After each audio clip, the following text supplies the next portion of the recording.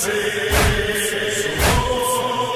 صدائے کربلا کے زبان سے اعوذ باللہ من الشیطان الرجیم بسم اللہ الرحمن الرحیم الحمد للہ رب العالمین بارئ الخلائق اجمعین الذي لم يلد ولم يولد ولم يكن له كفوا أحد والصلاة والسلام على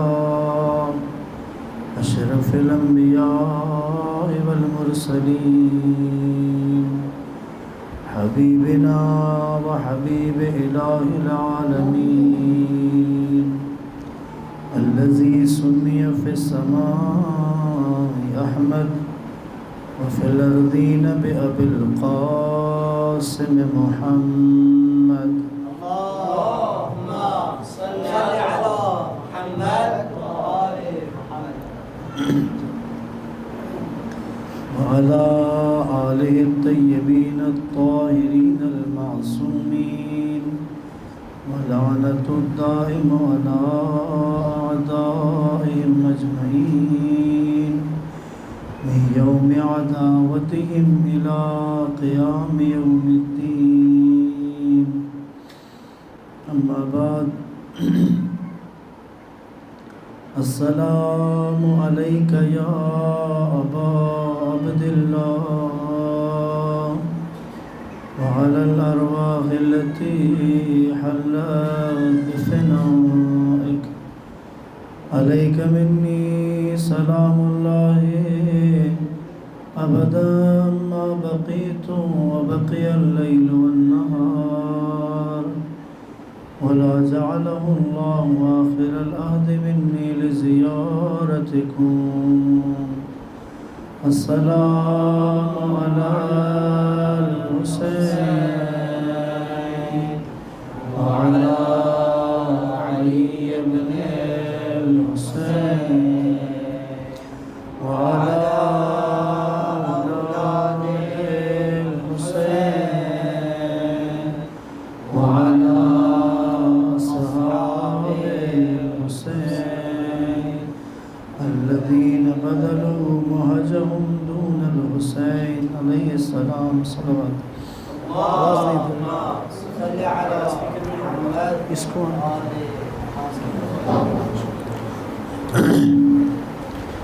درود پر محمد وعلى محمد اللهم صل على محمد وآل محمد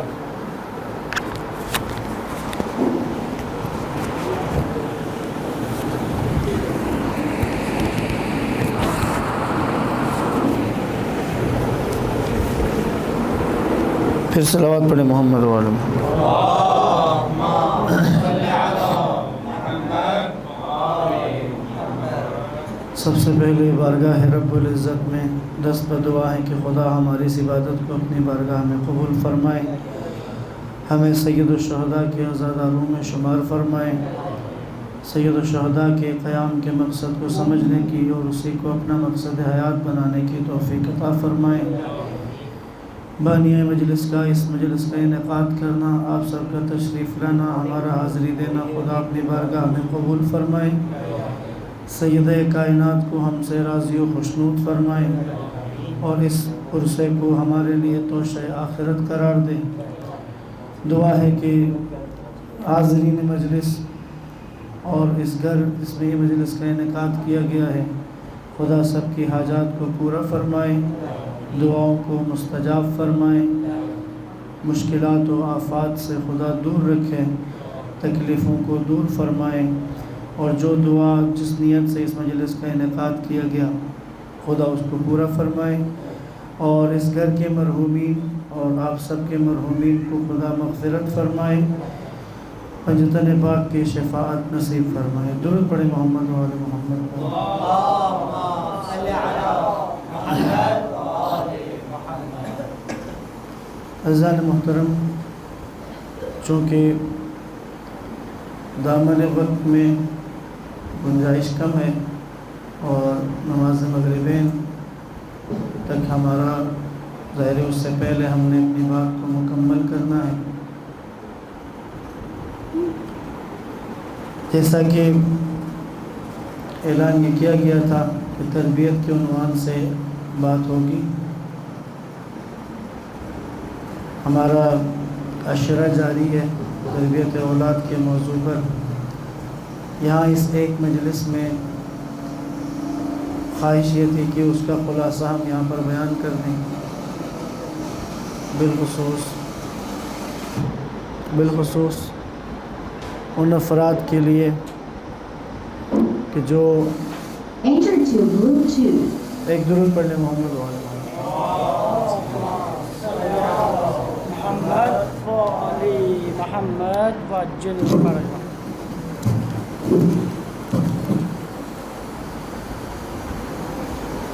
ایک درود اس لیے پڑھیں کہ شاید یہ ٹھیک ہو جائے. اللہم صلی علی محمد وعلی محمد. عزیزان محترم، تربیت ہم انسانیت کی تاریخ میں ہمیں جو نمایاں افراد نظر آتے ہیں، خود تاریخ تشیع میں بھی اگر نمایاں نام نظر آتے ہیں، کچھ نام ایسے ہوتے ہیں کہ جن کے بارے میں ہمیں واقعات ملتے ہیں، جن کے کارناموں کے بارے میں تفصیلات ملتی ہیں. اگر ہم مالک اشتر کا نام سنتے ہیں، اگر ہم عمار یاسر کا نام سنتے ہیں، اگر ہم میثم تمار کا نام سنتے ہیں، اگر ہم مقداد و گزر کا نام سنتے ہیں، اسی طرح آج کے دور میں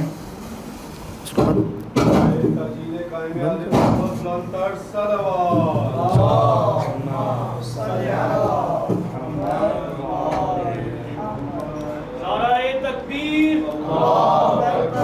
نعرہ رسالت، نعرہ حیدری. ہمارے استاد کہا کرتے تھے کہ سپیکر کا جو مسئلہ ہے یہ عالمی مسئلہ ہے. جس طرح کچھ مسئلے انٹرنیشنل ہوتے ہیں تو یہ سپیکر کی خرابی اور یہ بھی ایک عالمی مسئلہ ہے. وہ قومیں خوش قسمت ہے کہ جو اس مسئلے سے نکل چکی ہیں. ہمارا کبھی مائک خراب ہو جاتا ہے اور کبھی سپیکر، اور آخر میں پھر مولانا صاحب کا گلا خراب ہو جاتا ہے. انشاءاللہ پھر درود پڑھیں محمد وعلی محمد پر.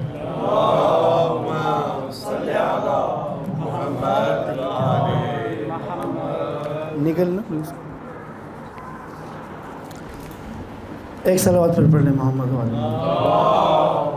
اب اس کی آواز بڑھائیں، اس کی یہاں آواز اچھی ہے، میرا آسان ہو جائے.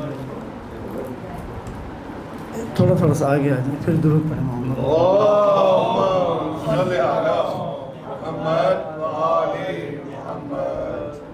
عرض کر رہا تھا کہ انسانیت کی تاریخ میں، بشریت کی تاریخ میں، اول سے لے کے آج تک، آج کے دور میں بھی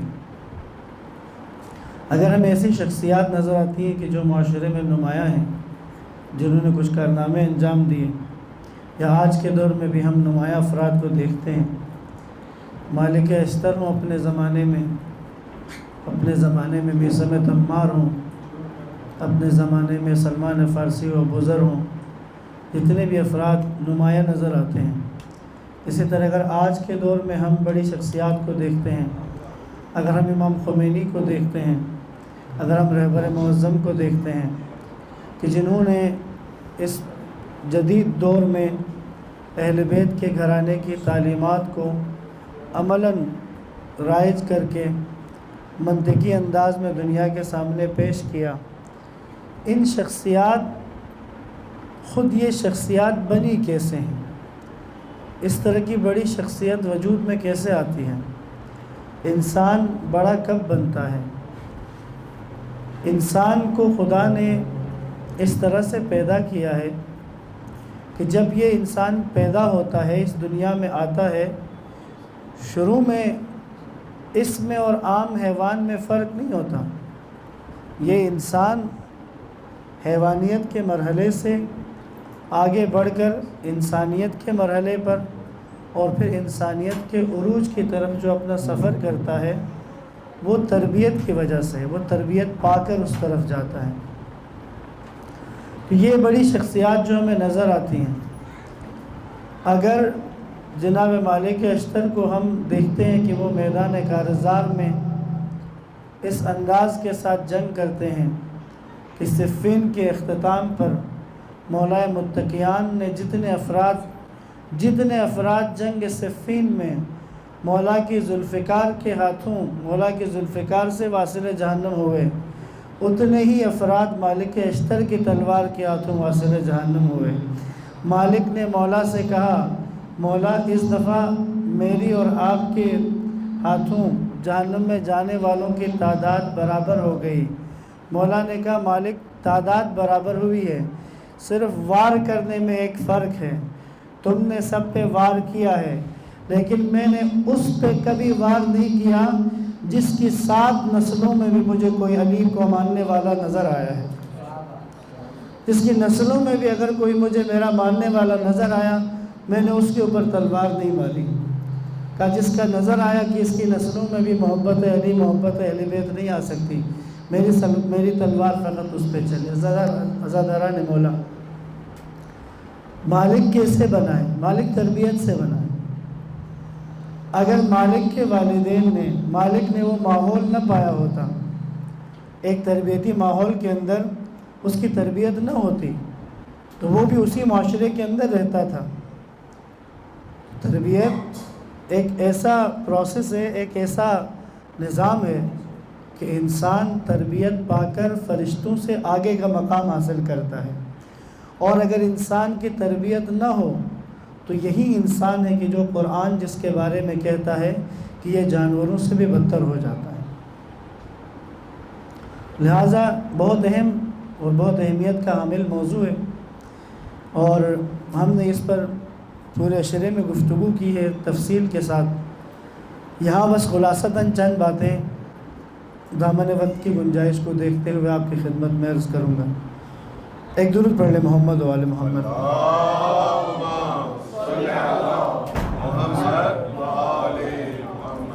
اگر والدین اپنی اولاد کی تربیت نہ کریں تو یہ اولاد بروز قیامت خدا کی بارگاہ میں شکایت کرتی ہے، اور وہ اولاد اللہ سے تقاضا کرتے ہیں کہ لا جزاک اللہ خیراً، خدایا ان والدین کو کوئی خیر مت عطا کر کہ انہوں نے ہماری تربیت نہیں کی، انہوں نے ہماری اصلاح نہیں کی، کہ جس کی وجہ سے ہم گمراہ ہو گئے، جس کی وجہ سے ہم صراط مستقیم کی طرف نہیں جا سکے، جس کی وجہ سے ہم جہنم کے اہل بن چکے ہیں۔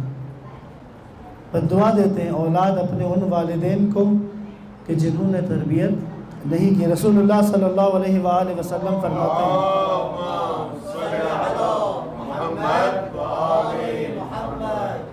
آپ فرماتے ہیں کہ باپ اپنے بیٹے کو جو سب سے بہترین ہدیہ دینا چاہتا ہے، ہوتا ہے اولاد کو ہم سالگرہ ہے اس کو تحفہ دینا چاہ رہے ہیں، کسی ایونٹ پہ اس کو گفٹ دیتے ہیں، تحفہ دیتے ہیں، پھر کوشش ہوتی ہے کہ ہر انسان اپنے حساب سے اپنی اولاد کو اچھے سے اچھا تحفہ دے۔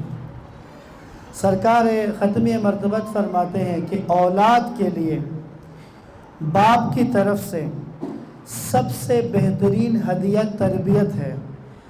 اگر باپ چاہتا ہے کہ اپنے بیٹے کو بہترین ہدیہ دے تو اللہ کے نبی کہہ رہے ہیں تو وہ اسے تربیت سے بہتر کوئی ہدیہ نہیں دے سکتا، یعنی تربیت کے مقابلے میں کوئی بہتر ہدیہ نہیں ہے اگر باپ اپنے بیٹے کو، اپنی اولاد کو ہدیہ دینا چاہے۔ فرائض میں سے ہے، اگر اولاد انسان کے پاس امانت ہے پروردگار کی طرف سے۔ سورہ تکاثر کی آخری آیت میں اللہ نے کہا ہے کہ تم سے نعمت کے بارے میں سوال کیا جائے گا، نعمت کے بارے میں تم سے پوچھا جائے گا، سوال کیا جائے گا۔ اولاد خدا کی طرف سے نعمت ہے، ہم سے ان کے بارے میں سوال ہونا ہے۔ جہاں یہ پوچھا جائے گا کہ تم نے ان کو کھلایا یا نہیں، لباس کے بارے میں سوال ہوگا کہ کچھ پہننے کے لیے مناسب انتظام کیا یا نہیں، ان کا اچھا نام رکھا یا نہیں۔ وہاں جو سب سے اہم ترین سوال ہونا ہے وہ یہ کہ تم نے ان کی تربیت کی یا نہیں، تم نے ان کی تربیت کی طرف توجہ دی یا نہیں۔ آج کے دور میں باپ دن میں 12 سے 14 گھنٹے محنت کرتا ہے، کس چیز پر؟ تاکہ بچے کا جسم بن سکے اور اس کو کسی اچھے اسکول میں جا کر وہ دور جدید کی کچھ تعلیم کو حاصل کر سکے۔ بچے کی تعلیم کے لیے، اس کی خوراک اور لباس کے لیے 10 سے 12 گھنٹے صرف کرتا ہے، پسینہ بہاتا ہے، اپنے آپ کو، اپنے جسم کو، اپنے بدن کو تھکاتا ہے، اور رات گئے تک۔ اب تو بنا ہی ایسا ہے سسٹم کہ ماں باپ کی اولاد سے ملاقات چھٹی والے دن ہی ہوتی ہے، ورنہ باپ جس وقت رات کو گھر آتا ہے بچے سوئے ہوئے ہوتے ہیں، اور صبح جس وقت باپ نے جانا ہوتا ہے اس سے پہلے بچے اسکول جا چکے ہوتے ہیں۔ اتنی مشقت، اتنی محنت، اتنی توجہ کس چیز کے لیے باپ دے رہا ہے؟ اپنا فرض سمجھ رہا ہے، وہ ظاہر اس کا فرض ہے، اس کا فریضہ ہے کہ اس کی خوراک اور لباس کا بندوبست کرے۔ اس فریضے کے لیے تو 12 گھنٹے روز کے دے رہا ہے۔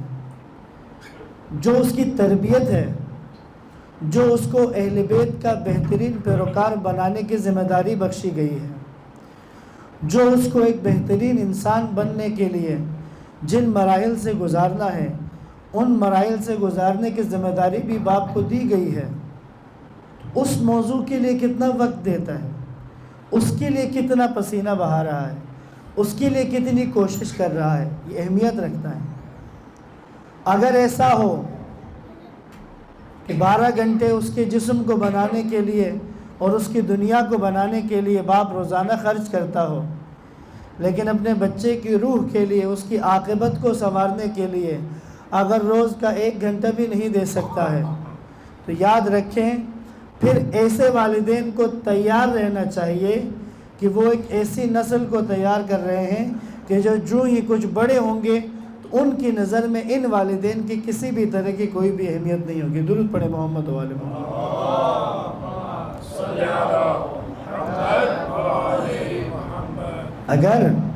اگر توجہ دیتے ہوں، بچے کی تربیت کرتے ہوں، تو روایت میں ہے اگر انسان صالح اولاد چھوڑ کر جائے، یعنی اس کی اولاد صالح ہے، اس نے اپنی اولاد کی تربیت کی ہے، اور صالح اولاد کو چھوڑ کر اس دنیا سے جاتا ہے، تو کہتے ہیں کہ اس صالح اولاد سے جو اگلی نسلیں چلیں گی 1000 نسلوں تک، آپ کی اولاد، ان کی اولاد، اس طرح یہ 1000 نسلوں تک جو بھی صالح بنتے جائیں گے تو ان کے نیک اعمال میں سے ان والدین کو اجر ملتا رہے گا،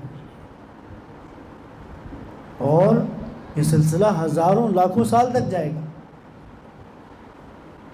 اور اگر برائی کی بنیاد رکھی ہے، والدین نے توجہ نہیں دی اور اولاد بگڑ گئے، اولاد اللہ کے نافرمان بن گئے، تو پھر والدین کے اس دنیا سے جانے کے بعد سلسلہ رکنے والا نہیں ہے۔ جتنا قصور والدین کا تھا اولاد کے بگڑنے میں، جب وہ گناہ کریں گے تو اس کا اثر عالم برزخ میں والدین تک پہنچتا رہے گا۔ لہٰذا یہ موضوع اہم ہے، اور ہم لوگ، خدا نے جو ہم پر احسان کیا ہے، جو خدا کا ہم پر فضل ہے کہ ہمیں خدا نے ایسے گھرانے میں پیدا کیا کہ جہاں اہل بیت کے پیروکار بستے ہیں۔ ہمارا واسطہ، ہمارا تعلق پنجتن پاک کے گھرانے کے ساتھ ہے، ہمارا تعلق مولا متقیان کے ساتھ ہے، ہمارا تعلق کربلا کے ساتھ ہے، ہم اہل غدیر ہیں، ہم اہل مباہلہ میں سے ہیں، ہمارا تعلق مباہلے میں آنے والوں کے ساتھ ہے۔ جن کا تعلق اہل بیت کے مکتب کے ساتھ ہو تو یاد رکھیں اہل بیت نے اولاد کے بارے میں، اولاد کے ساتھ سلوک کے بارے میں، اولاد کی تربیت کے بارے میں اس قدر تفصیل سے بیان کیا ہے کہ آج تربیت اولاد کے بارے میں اہل بیت کی تعلیمات پر PhD ہو رہی ہے دنیا میں، اور کسی مکتب میں یہ گنجائش نہیں ہے کہ وہ ایسی تعلیمات کے حامل ہوں، تعلیمات کا ایسا ذخیرہ موجود ہو کہ جس کے اوپر کوئی ریسرچ کر سکے، نئے نظریات پیش کر سکے۔ یہ ہمارا افتخار ہے کہ اس وقت حوزہ علمیہ میں قم میں وہاں ایجوکیشن کے اوپر تعلیم کے بارے میں، تربیت کے بارے میں وہ نظریات کہ جو امام جعفر صادق علیہ السلام نے دیے ہیں،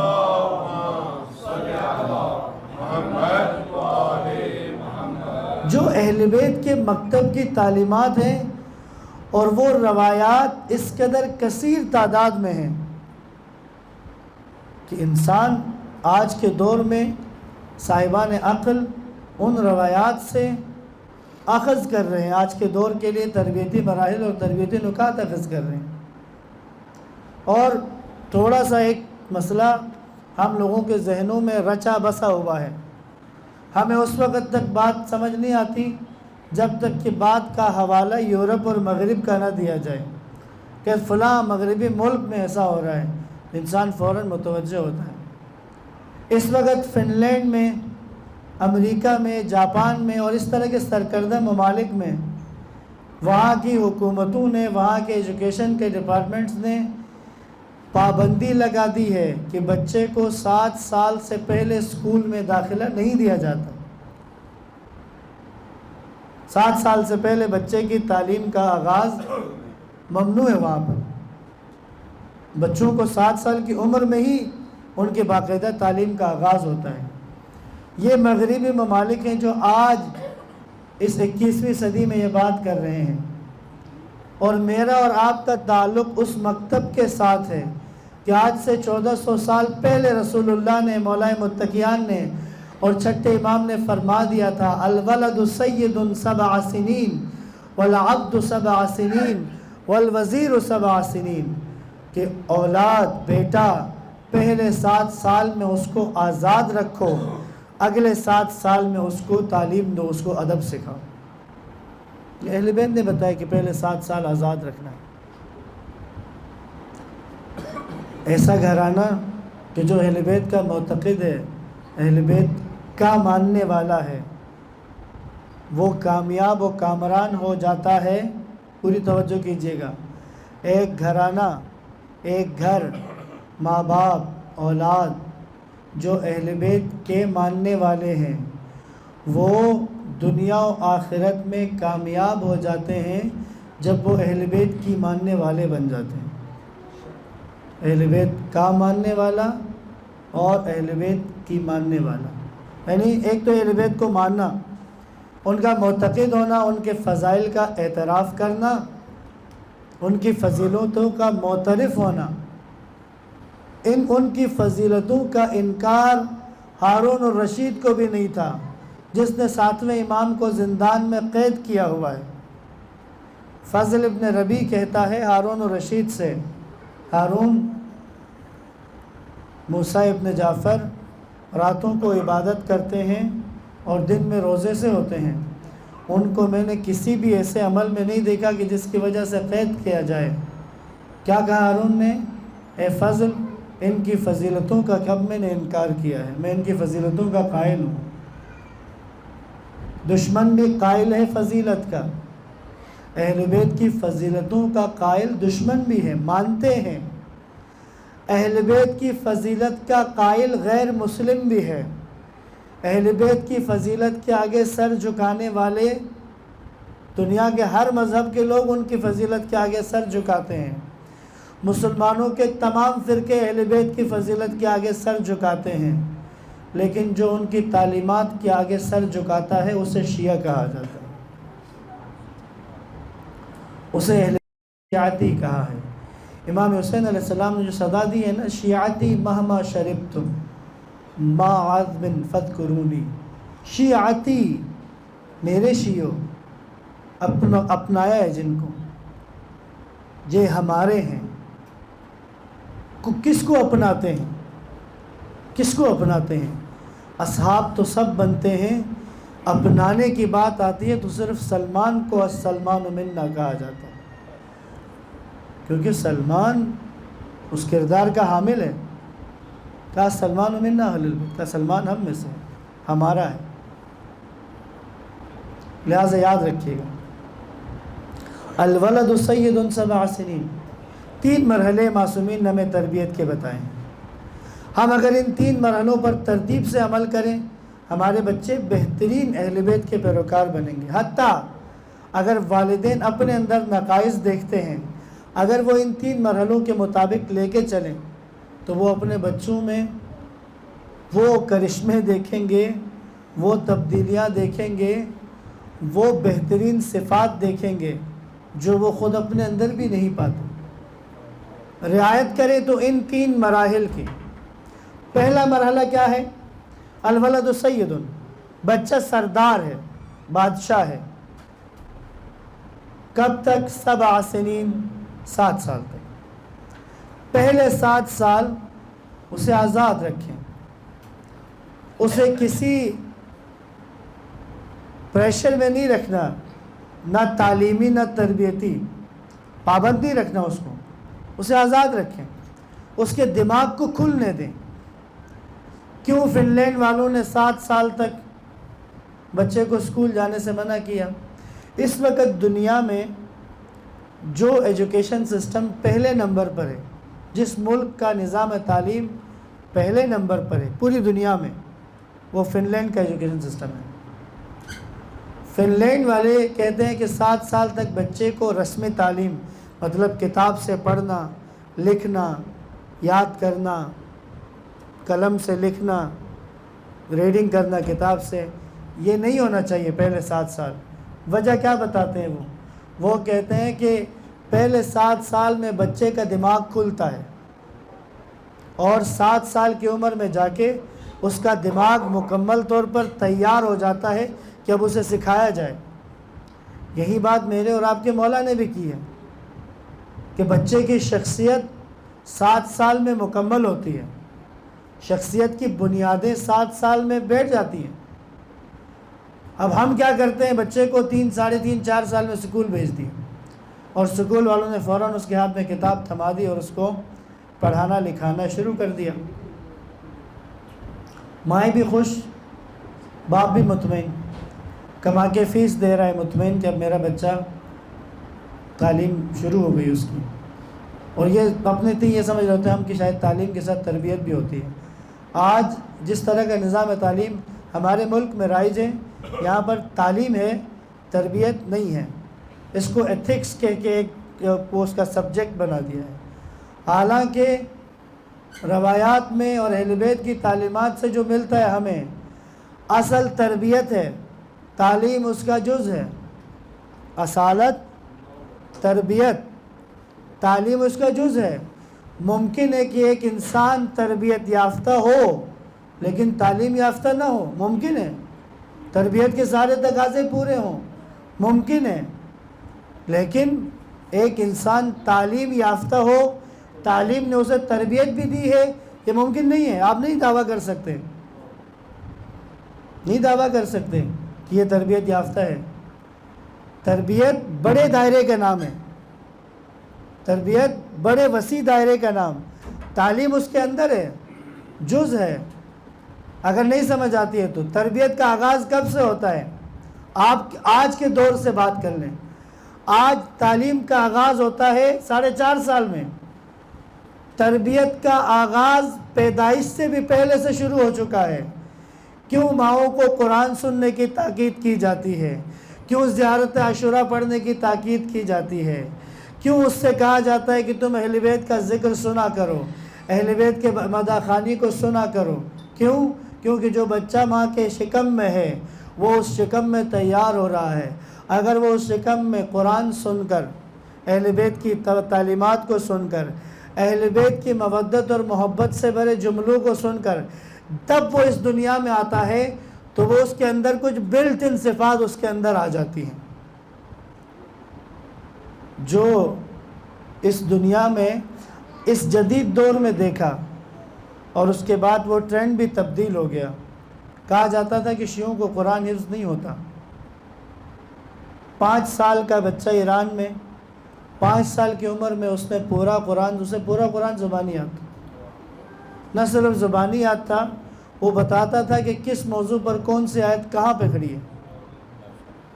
اور یہ اہل بیت کے گھرانے کی، اہل بیت کے مکتب کی ایک بڑی فتح میں سے تھی کہ جب اس کی شہرت ہوئی تو سعودی عرب میں بھی اسے دعوت دی گئی. وہاں جا کر سعودی عرب وہ کہ جن کے نظریات کے مطابق جو شیعوں کو مسلمان نہیں سمجھتے. اب کیا ہو رہا تھا، بچہ بیٹھا ہوا ہے، بڑے بڑے مفتی اس سے سوال کر رہے ہیں اور وہ ان کے سوالوں کا قرآن سے جواب دے رہا ہے. اور اپنے لیے کچھ بھی مانگنا ہو، کوئی بھی چیز اپنے لیے طلب کرنی ہوتی ہے تو بات نہیں کرتا تھا، آیت پڑھتا تھا اور اس کے ابو بتاتے تھے کہ اس آیت کا مطلب یہ کہ یہ چیز مانگ رہا ہے. سعودی بادشاہ بیٹھا ہوا تھا، بچے نے قرآن کی آیت پڑھی، ظاہر عربی جانتا تھا. اس نے کہا اس نے پانی والی آیت پڑھی ہے. کیا مطلب؟ کہا پانی مانگ رہا ہے پینے کے لیے. بچے کو پانی لا کر دیا گیا، اس نے گلاس میں پانی پی کر تھوڑا سا گلاس میں پانی بچ گیا، چھوڑ دیا. سعودی بادشاہ نے کہا اگر اس سے پوچھیں اجازت ہو تو اس کا بچا ہوا پانی میں پی لوں. جو شیعوں کے مسلمان ہونے کا قائل نہیں تھا، وہ اس چھوٹے بچے کو دیکھ کر اس بات پر تیار ہے کہ اس کے بچے ہوئے پانی کو نوش فرمائے. کیوں بنا یہ بچہ؟ اس نے 5 سال کی عمر میں کیسے قرآن حفظ کیا، کیسے حافظ قرآن بنا؟ اس کی ماں نے بتایا کہ میں نے اس بچے کے ساتھ ایک تو بہت زیادہ پاکیزگی کے ساتھ زندگی گزاری، اور جب تک یہ میرے شکم میں رہا میں نے مسلسل قرآن سنا اور پڑھا ہے. تو یہ قرآن ہی سنتا رہا ہے. پیدا ہونے کے بعد بچپنے میں ہی کھیلتا کودتا ہے اور گھر میں قرآن کی تلاوت لگی ہوئی ہے، مسلسل قرآن کی تلاوت لگی ہوئی تھی. اس بچے نے مسلسل قرآن کی تلاوت سنی. کیسے پتہ چلا کہ اس کو قرآن زبانی یاد ہے؟ کہتے ہیں اس کی بہنیں قرآن حفظ کرنے جہاں جاتی تھیں اس کو بھی ساتھ لے کر جاتے تھے، گود میں اٹھا کے یہ ادھر کھیلتا رہتا تھا. جب اس نے بولنا شروع کیا، ایک دن اس کی بہن قرآن سنا رہی ہے، اس نے سنا کہ وہ بھی کچھ ادھر سے پڑھ رہا ہے، کچھ بول رہا ہے. متوجہ ہوئے تو جو بہن سنا رہی تھی وہ خود بھی پڑھ رہا تھا وہاں پہ. وہیں یہ کیسے ہوا؟ کیونکہ اس کا تربیت کا آغاز بہت پہلے سے ہو گیا ہے. عزیزان محترم، تربیت شروع ہو جاتی ہے. میرے اور آپ کے مولا نے کہا ہے السعید سعید فی بطن امہ والشقی شقی فی بطن امہ. سعادت مند کی سعادت مندی کا آغاز ماں کے شکم سے ہوتا ہے، اور شقی کی شقاوت کا آغاز بھی ماں کے شکم سے ہوتا ہے. آغاز تربیت وہاں سے ہے. اور آغاز تعلیم کہاں سے ہے؟ 4.5 سال آج پاکستان میں جو بہت ترقی یافتہ ہو چکے ہیں ایجوکیشن میں، اور 100 کے بعد بھی ہمارا نمبر نہیں آتا تعلیم میں، اور جو 7 سال سے شروع کر رہے ہیں ان کا نمبر پہلے نمبر پہ آ رہے ہیں. کیا ہوتا ہے اگر بچے کو 7 سال سے پہلے اس کی تعلیم کا آغاز کر دیں؟ اس کے دماغ نے کھلنا ہے. ہم اس کے دونوں طرف ٹین لگا دیتے ہیں کہ دائیں بائیں نہیں دیکھنا، سیدھے دیکھو. جس طرح کولوں کا بیل ہوتا ہے، اس نے گول گول گھومنا ہوتا ہے، چکر آتے ہیں اس کو، اس لیے اس کے دونوں طرف لوہا لگا دیتے ہیں، ٹین لگا دیتے ہیں تاکہ اسے پتہ نہ چلے کہ وہ گول گول گھوم رہا ہے. اب دونوں طرف کچھ لگا دے تو دائیں بائیں نظر نہیں آتا، گھوم رہا ہوتا ہے. وہ سمجھتا ہے کہ اس نے بہت لمبا فاصلہ طے کر لیا ہے، لیکن 4 گھنٹے چلنے کے بعد بھی ادھر ہی ہوتا ہے. کیا ہو جاتا ہے اگر 7 سال سے پہلے بچے کو رسمی تعلیم دے دی جائے؟ پھر وہ اسی ایک اینگل پہ ہی آگے چلتا رہے گا، اس کا اپنا دماغ کام نہیں کرتا. بس پہلے 7 سال اسے آزاد رکھیں، اور اس آزادی کے جوہر اور اس آزادی کے نمونے، اس آزادی کا اظہار مجھے اور آپ کو اللہ کے نبی کی سنت و سیرت میں بھی نظر آتا ہے. اور معصومین کی سیرت میں نظر آتا ہے۔ کتنی آزادی ہے پہلے 7 سال میں، کتنی آزادی ہے، جماعت ہو رہی ہے، سب سے افضل ترین عبادت نماز، افضل عبادت، سب سے بہترین عمل، خیر العمل نماز، اور اس میں بھی جماعت نماز ہو تو اس کی اور فضیلت، اس کے بعد مسجد اور فضیلت، پھر مسجدوں میں سے مسجد نبوی اور فضیلت، اور امام جماعت کی صفات اور شرائط، اور اگر پڑھانے والا اللہ کا نبی ہو تو پھر نماز کی فضیلت کس عروج پر پہنچی ہوئی ہے۔ اتنی عروج کی نماز، اور نماز پڑھنے والے بھی عام لوگ نہ ہوں، اصحاب پیغمبر ہوں۔ نماز، خیر العمل، مسجد نبوی، جماعت، اتنے میں 2 سال کے امام حسین علیہ السلام چلتے ہوئے آ رہے ہیں، نبی خدا سجدے میں۔ نماز کا بھی سب سے بہترین حصہ ہے سجدہ۔ دیکھیں نا، بہت سارے بہترین جمع ہو رہے ہیں، سارے بہترین جمع ہو گئے۔ نماز، مسجد نبوی، امام میں پیغمبر، بیچ اقتداء کرنے والوں میں اصحاب، اور نماز کا بھی سب سے بہترین حصہ سجدہ۔ 2 سال کے امام حسین آئے، سیدھے نانا کے پشت پہ جا کے بیٹھ گئے۔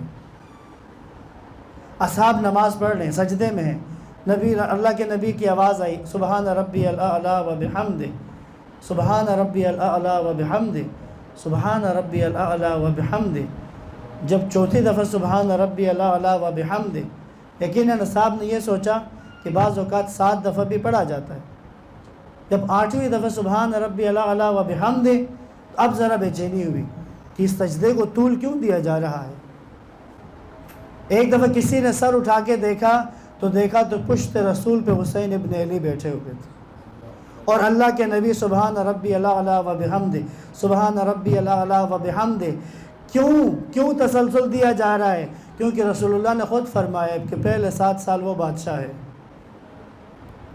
جب تک حسین بیٹھے رہے، اللہ کے نبی نے سجدے کو طول دیا۔ عزاداران مولا حسین، جس بچے نے ایسی نماز دیکھی ہو، 2 سال کی عمر میں امام حسین نے سجدہ دیکھا، اسلام کا، دین کا وہ چہرہ دیکھا حسین ابن علی نے۔ اسلام کا چہرہ کیا دیکھا؟ اسلام، اللہ کے نبی، اتنا اسلام وسیع ہے، اسلام اتنا پروٹوکول دے رہا ہے، اسلام اتنی اہمیت دے رہا ہے بچے کو کہ سجدے کو طول دیا جا رہا ہے، بچے کو خود نہیں ہٹا رہے، یہاں تک کہ جب تک امام حسین خود نہیں اترے سجدہ چلتا رہا۔ اب حسین ابن علی اترے، سجدہ سے آگے بڑھے، نماز مکمل کی۔ اس 2 سالگی کے عمر میں رسول خدا نے اپنے نواسوں کو جو اہمیت دی، جو آزادی دی، اس سے اسلام کا جو چہرہ، اسلام کی جو اہمیت حسین ابن علی کے وجود میں شامل ہوئی۔ 61 ہجری میں جب حسین نے سنا کہ اسلام کو خطرہ ہے تو حسین کو خبر ہے کہ اسلام کیا ہے، جس نے 2 سالگی سے لے کر اس عمر تک حسین ابن علی کو دیا ہے اسلام نے۔ اور جب اسلام کو کچھ واپس دینے کا مرحلہ آیا تو پھر جہاں رسول نے سجدے کو طول دے کر حسین ابن علی کی اہمیت اور چھوٹے بچے کی اہمیت دنیا کو بتائی تھی، پھر اسی حسین نے بے شمار زخموں کے ساتھ، کہ اتنے زخموں کے بعد بدن حرکت کرنے کے بھی قابل نہیں رہتا، لیکن حسین نے اسی بدن کے ساتھ لمبا سجدہ کر کے اپنے نانا کو جواب دے دیا کہ نانا، آپ نے جب سجدہ لمبا کر کے جو مجھے اہمیت دی تھی، آج میں نے اسی سجدے کو باقی رکھا ہے۔ اگر پہلے 7 سال میں آزادی نہیں دی بچے کو، بہت اہم جملہ عرض کر رہا ہوں، پوری توجہ کیجیے گا، جس بچے کو پہلے 7 سال میں مکمل آزادی، مکمل اس کو بادشاہت نہیں ملتی، اس بچے کی رگوں میں، اس بچے کے دل میں ماں باپ کی مکمل محبت نہیں آتی ہے۔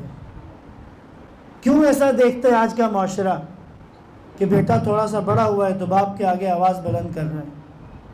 کیوں ایسا ہو رہا ہے کہ والدین کے آگے اولاد بے احترامی کر رہے ہیں، اونچی آواز میں بات کر رہے ہیں؟ غصے کا اظہار کر رہے ہیں، جبکہ قرآن تو کہتا ہے کہ اف تک نہیں کہہ سکتے۔ چھٹے امام فرماتے ہیں عربی زبان میں سب سے چھوٹا جملہ اف ہے، اگر اس سے بھی کم ہوتا تو خدا وہ بیان کر دیتا۔ کیونکہ ترتیب صحیح نہیں رکھی ہے۔ 7 سال بادشاہ رکھو، پھر اگلے 7 سال میں اسے غلام بناؤ، اس کی تربیت کرو، اسے ادب سکھاؤ۔ سزا دینی ہے تو 7 سال کے بعد 14 سال تک، 14 سے 21 تک اسے اپنا مشیر بناؤ، اسے وزیر بناؤ، اس کو گھر کے معاملات میں شامل کرو، اس کے مشورے کو، اس کی رائے کو اہمیت دو۔ اگر ایسا کرو گے تو پھر وہ بہترین بنے گا، پھر کبھی بھی وہ آپ کے سامنے سر اٹھا کے آنکھ اٹھا کے بات بھی نہیں کرے گا، کیونکہ جب وہ ناقص تھا، جب وہ کمزور تھا، پہلے 7 سال کمزوری کے ہیں نا، کمزور ہڈی، کمزور جلد، ناقص، آپ اسے زور سے کہیں گے تو گھبرا جاتا ہے، ڈر جاتا ہے، بلند آواز سے ڈر جاتا ہے، یعنی اس وقت وہ کمزور ہے، ناقص ہے۔ اگر اس وقت اسے صرف محبت دی جائے، اس وقت شفقت کی جائے، اس وقت اسے مارا نہ جائے، اس وقت اسے ڈرایا نہ جائے، تو پھر کیا ہوتا ہے؟ ایک وقت ماں باپ کا آتا ہے جب ماں باپ بھی ناقص ہو جاتے ہیں، کمزور ہو جاتے ہیں، ہڈی کمزور، جلد کمزور، بیٹھنے میں بھی تکلیف ہوتی ہے، اٹھنے میں بھی تکلیف ہوتی ہے۔ اگر پہلے 7 سال میں بچے کو محبت اور شفقت دی ہوگی تو جب ماں باپ کمزوری والے عمر میں آئیں گے تو بچے کے ہڈیوں میں، رگوں میں وہ چیزیں موجود ہوں گی، پھر وہ خیال رکھے گا، پھر وہ دھیان رکھے گا۔ لہٰذا عزیزان محترم، موضوع بہت وسیع اور طویل ہے، دامن وقت میں گنجائش نہیں ہے، بس یہ 3 مرحلے اگر آپ کو سمجھ آ گئے کافی ہے۔ کیا؟ پہلے 7 سال اگر مجبوری ہے آپ کی سکول میں بھیجنا ہی ہے، اگر وہ ہوتا ہے نا، ایک دفعہ ہوتا ہے انسان اچھے اور برے میں سے انتخاب کرے، پھر ہوتا ہے کہ آپ اچھے کا انتخاب کریں، ایک دفعہ ہوتا ہے کہ بروں میں سے ہی انتخاب کرنا، اچھا تو ہے ہی نہیں، 7 سال سے پہلے بھیجنا ہی ہے سکول، برا ہے نا، اب بروں میں سے انتخاب کرنا ہے تو پھر کوشش کریں کم برے کا انتخاب کریں، کسی ایسے اسکول کا انتخاب کریں کہ جو صرف کھیل کود میں ہی بچے کو سکھا دے، اس کو رسمی کتابوں میں نہ ڈالیں، کھیل کھیل میں کچھ سکھانے والے ہوں، ایسے کسی سکول کا انتخاب کر لیں۔ اور اگر ان کی توجہ کچھ تربیت کی طرف ہو تو سونے پہ سہاگا ہے۔ پھر اگلے 7 سال ادب سکھانے کے ہیں، تربیت سکھانے کے ہیں۔ 7 سال کا ہو جائے تو اسے نماز کے لیے کہنا ہے، لیکن محبت سے، پیار سے۔ 10 سال کا ہو جائے تو پھر ذرا سختی سے کہنا ہے۔ اور مولا متقیان کہتے ہیں 10 کے بعد اگر نماز کے لیے مارنا پڑے تو مارنے کی بھی اجازت ہے، صرف یہ کہ بدن لال نہ ہو جائے۔ عزیزان محترم، عرض کیا نا، اہل بیت نے جز بتا کے ہمارے لیے بہترین کھول کے بتا دیا ہے۔ مارنا 10 سال کے بعد اجازت نماز کے لیے، لیکن لال نہ ہو بدن، سرخ نہ ہو جائے۔ مزید کہا 3 دفعہ سے زیادہ نہ مار۔ امام موسیٰ کاظم علیہ السلام سے پوچھا گیا،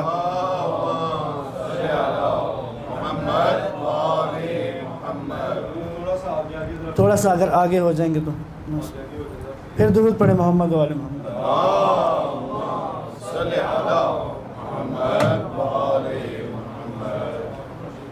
پوچھا گیا مولا سے، مولا کیا بچے کو مارا جا سکتا ہے؟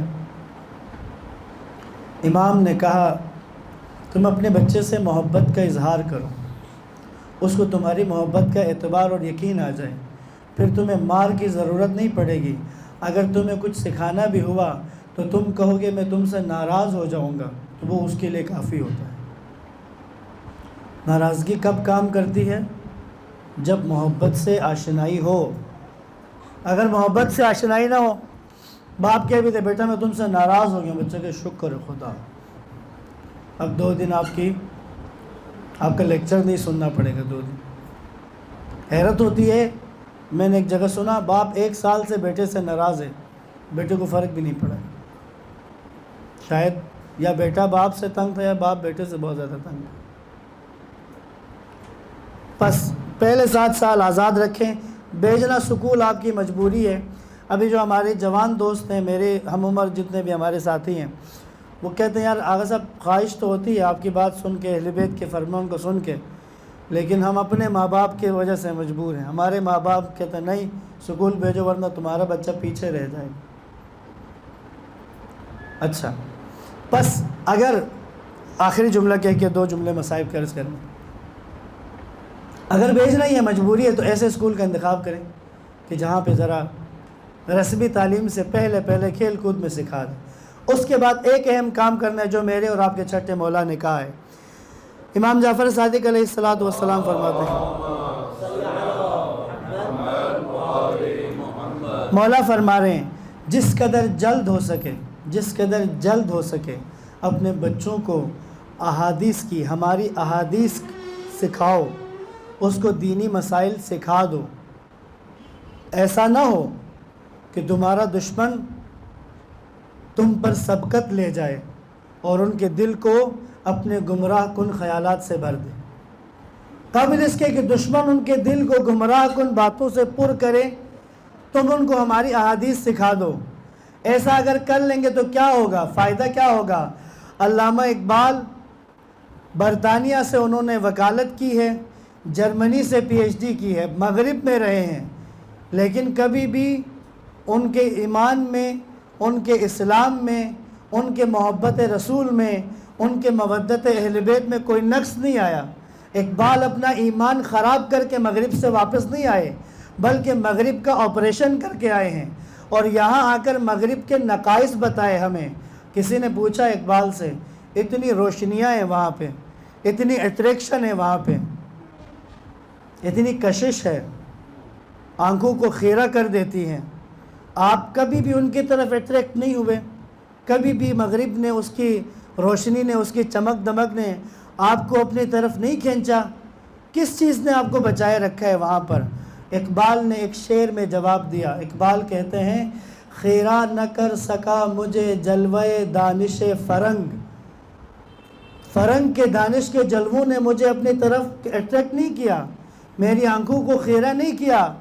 خیرہ نہ کر سکا مجھے جلوہ دانش فرنگ، کیوں کہ میری آنکھ کا سرما ہے خاک مدینہ و نجف. کہتا ہے میں نے اپنی آنکھوں میں مدینہ اور نجف کی خاک کا سرما پال ڈالا ہوا تھا. مدینہ اور نجف کا سمجھ آ گیا نا کہ سنت نبوی، اللہ کے نبی کی محبت، مولا علی کی محبت، ان کی تعلیمات، ان کے فرامین میرے دل میں پہلے وہ موجود تھے. جب پہلے وہ تھے تو پھر کسی چکا چوند نے مجھے اپنی طرف اٹریکٹ نہیں کیا. پس مولا امام جعفر صادق علیہ السلام کا یہ فرمان،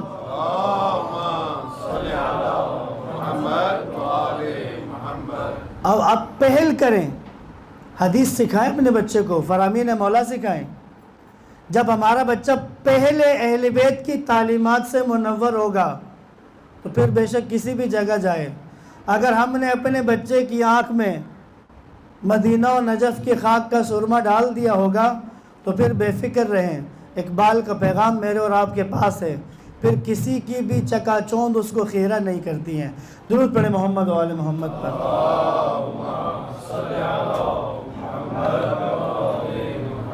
بس زیادہ نہیں محسن، اس طرح متوجہ رہیں. ہم نے اس موضوع پر پورا اشرا ہمارا جاری ہے فیصل ٹاؤن میں، اور یوٹیوب پہ اور فیس بک پہ بھی، اور shiatv.net جو ویب سائٹ ہے اس میں وہ مجالس موجود ہیں. آپ میں سے جو بھی اس موضوع کو تفصیل سے سننا چاہیں تو وہ ان مجالس سے استفادہ کر سکتے ہیں. یہاں چونکہ مغرب کا وقت قریب ہے اور دامن وقت میں گنجائش نہیں تھی، اس لیے مختصراً یہ عرائض آپ کی خدمت میں عرض کی ہیں. بس 2 جملے مصیبت کے عرض کر کے تمام کرتا ہوں. مجھے کہا گیا ہے کہ آج شہزادہ علی اصغر کے بارے میں ان کے مصائب سنائیں. 2 جملے ان کی مادر گرامی کے بارے میں عرض کروں.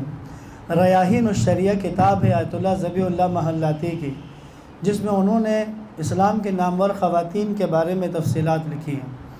اس میں سے جناب رباب کا جو حصہ ہے، کہتے ہیں کہ وفادار ہونے میں جس طرح حضرت عباس کا وفادار ہونا بیان ہوتا ہے، ایک وفاداری جناب ام رباب کی بیان ہونی چاہیے. کیسی وفاداری ہے کہ بعد از کربلا سے لے کر کوفہ و شام پھر واپس مدینہ، اپنی پوری زندگی نہ کبھی چھاؤں میں بیٹھی ہیں نہ کبھی ٹھنڈا پانی پیا ہے۔ جب اصغر کو لے کر آئے تھے مولا، جب رباب کو پتہ چلا کہ اصغر کو شہید کر دیا گیا، اصغر کے گلے میں تیر لگا ہے، عزاداروں کہتے ہیں کچھ بھی نہیں کہے مولا حسین سے، بس یہ کیا ہے کہ اپنے خیمے سے نکل آئی ہیں اور آ کر دھوپ میں آ کر بیٹھ گئی ہیں۔ یہ دھوپ میں بیٹھنا پوری زندگی رہا ہے۔ عزاداروں، ایک چند شعر، ایک دو شعر کسی نے لکھے لیکن بات اس کے اندر تمام کر دی ہے۔ نیند آ ہی گئی ہے تو اسے اب نہ جگانا، نیند آ ہی گئی ہے تو اسے اب نہ جگانا، اے شام غریباں بڑا حساس ہے اصغر، زندہ میں رباب اب بھی بدلتی نہیں کروٹ۔ جناب زینب کی روایت ہے، یہ ایک کروٹ پہ ہی بی بی سویا کرتی تھی۔ زندہ میں رباب اب بھی بدلتی نہیں کروٹ، وہ اب بھی سمجھتی ہے میرے پاس ہے اصغر۔ مولا حسین نے صدا استغاثہ بلند کی، حل من ناصر ینصرنا حل من مغیث یغیثنا۔ خیام سے رونے کی آواز بلند ہوئی، مولا واپس آئے، کہا گریہ کس لیے، ابھی حسین موجود ہے۔ کہا جب آپ نے حل من ناصر ینصرنا کہا، اصغر نے خود کو جھولے سے گرا دیا ہے۔ میں کہوں صدائے حل من ناصر ینصرنا پر سب سے پہلا لبیک یا حسین اصغر نے کہا ہے۔ اصغر نے خود کو جھولے سے گرا کر یہ اپنی زبان میں کہا، بابا کیا اپنے آخری سپاہی کو بھول گئے ہیں؟ بابا میں ابھی موجود ہوں، میرے ہوتے ہوئے کیوں حل من ناصر ینصرنا۔ عزاداروں، مولا حسین لے کر آئے اصغر کو، گود میں اصغر کو اٹھایا ہے حسین نے، میدان کی طرف جا رہے ہیں۔ جس نے بھی اپنے گود میں اپنے 6 ماہ 8 ماہ 10 ماہ چھوٹے سے بچے کو جس نے اپنی گود میں اٹھایا ہو، جب بچہ باپ کی گود میں آتا ہے، عزاداروں نہ جانے میرے مولا نے کس دل کے ساتھ اصغر کو لے کر گئے ہیں۔ یقیناً اصغر بابا کے ہاتھوں کے ساتھ کھیل رہے ہوں گے، یقیناً بابا کے چہرے پہ ہاتھ رکھا ہوگا، یقیناً بابا کو دیکھ کے مسکرائے ہوں گے۔ عزاداروں لے کر آئے، آ کر کہا اگر تمہاری مجھ سے دشمنی ہے، یہ بچہ پیاسا ہے، اس کی ماں کا دودھ خشک ہو چکا ہے، ایک گھونٹ پانی کا اس کو پلا دو۔ عزاداروں حرملہ کو کہا اقطع کلام الحسین، حرملہ حسین کے کلام کو قطع کرو۔ عزاداروں تیر جوڑ کر جب حرملہ نے چلایا، جب بھی کسی کو تیر لگتا ہے تو مقتل میں یہ لکھا آتا ہے کہ تیر پیوست ہو گیا، تیر نے بدن کو چھیدا پیوست ہوا، لیکن اس تیر کے بارے میں جو مقتل کا جملہ ہے وہ یہ ہے، تیر چلا ذبح الطفل من الاذن الى الاذن، اصغر ایک کان سے دوسرے کان تک ذبح ہو گیا، اصغر کا خون حسین کے ہاتھوں پر ہے۔ عزاداروں امام باقر علیہ السلام فرماتے ہیں مولا حسین نے خون آسمان کی طرف پھینکا، ایک قطرہ بھی واپس زمین پر نہیں آیا۔ اب حسین جنازہ لے کر واپس مڑے، اب خیام کی طرف جانا چاہتے ہیں۔ کہا جاتا ہے مولا حسین کے لیے سب سے مشکل اور بھاری جنازہ کون سا ہے؟ کیا اکبر کا جنازہ ہے؟ نہیں۔ عباس کا جنازہ نہیں، قاسم کا جنازہ نہیں، وہ جنازہ مشکل ہے حسین کے لیے جس کو ہاتھ میں لے کر کبھی ایک قدم خیموں کی طرف بڑھتے ہیں، کبھی ایک قدم پیچھے آتے ہیں۔ 7 دفعہ خیام کی طرف گئے، 7 دفعہ پیچھے آئے اور ایک جملہ کہا رضن بقضائه وتسلیما لامره، حسین آمادہ نہیں ہوئے۔ اجرکم اللہ، ایک جملہ اور کہنا ہے، حسین آمادہ نہیں ہوئے کہ رباب کے پاس اس حالت میں لے جائیں۔ عزاداروں اصغر کو لے کر میرا مولا خیام کے پچھلی طرف آیا، آ کر اصغر کو دفن کرنے کا ارادہ کیا۔ حسین نے ذوالفقار سے اصغر کی قبر بنائی۔ بس جملہ آخری سنیں گے عزاداروں، اصغر کو کربلا کی تپتی زمین پر لٹا دیا۔ حسین کی نگاہیں اپنے بچے کے چہرے کی زیارت کر رہی ہیں۔ ازادار و تدفین شروع کر دی. حسین نے اصغر کے قدموں پر ریت ڈالی, نگاہیں اصغر کے چہرے کی طرف, ناف تک ڈالی ریت. اصغر کا چہرہ جب سینے تک ریت ڈالی, اصغر کے چہرے کو حسین تک رہے ہیں.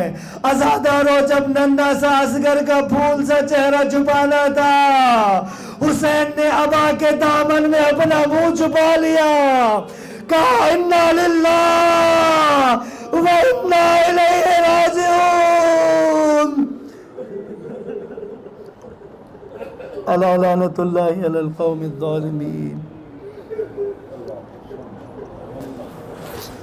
وسيعلم الذين ظلموا أي منقلب ينقلبون. إنا لله وإنا إليه راجعون.